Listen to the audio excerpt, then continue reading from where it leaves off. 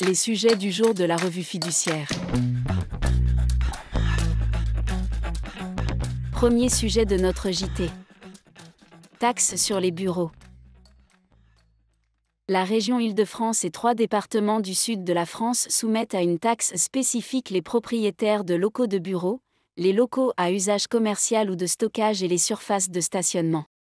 La loi de finances a instauré une exonération pour les locaux vacants au 1er janvier de l'année d'imposition dès lors qu'ils font l'objet d'un engagement de transformation en logement et qu'une déclaration préalable ou un permis de construire a été déposé l'année civile précédente.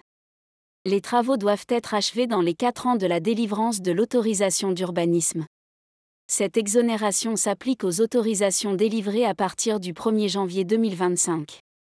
Le non-respect de l'engagement de construire est sanctionné par une majoration de 25% de la taxe qui aurait dû être acquittée en l'absence d'exonération. Deuxième sujet de notre JT. Un guide pour connaître les étapes clés de la création d'entreprises.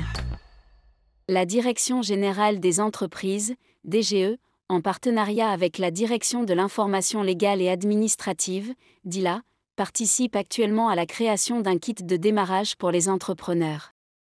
Ce guide des premières fois de l'entrepreneur abordera les moments clés du parcours entrepreneurial. Il ambitionne de centraliser et structurer l'information publique autour des grandes étapes de la création et de la gestion d'entreprise, de proposer des outils pratiques et des ressources fiables accessibles en ligne.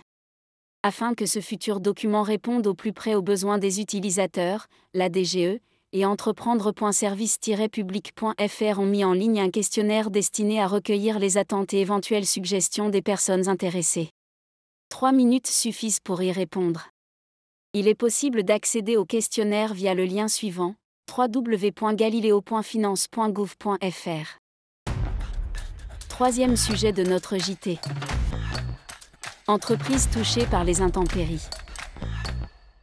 Dans une information Internet du 22 mai 2025, le réseau des URSSAF a indiqué avoir mis en place des mesures d'urgence pour accompagner les entreprises dont l'activité est affectée par les inondations de mi-mai survenues dans le Var, les Landes, le Lot-et-Garonne et la région Midi-Pyrénées.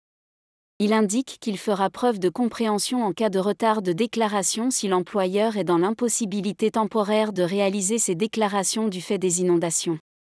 Les employeurs peuvent aussi demander à leur URSSAF un report de leurs échéances de cotisation via la mise en place d'un délai de paiement. Enfin, les pénalités et majorations de retard dues dans ce cadre feront l'objet d'une remise d'office. Les employeurs concernés sont invités à prendre contact avec leur URSSAF, via leur messagerie sécurisée à partir de leur espace personnel en ligne sur www.ursaf.fr ou par téléphone au 39 57.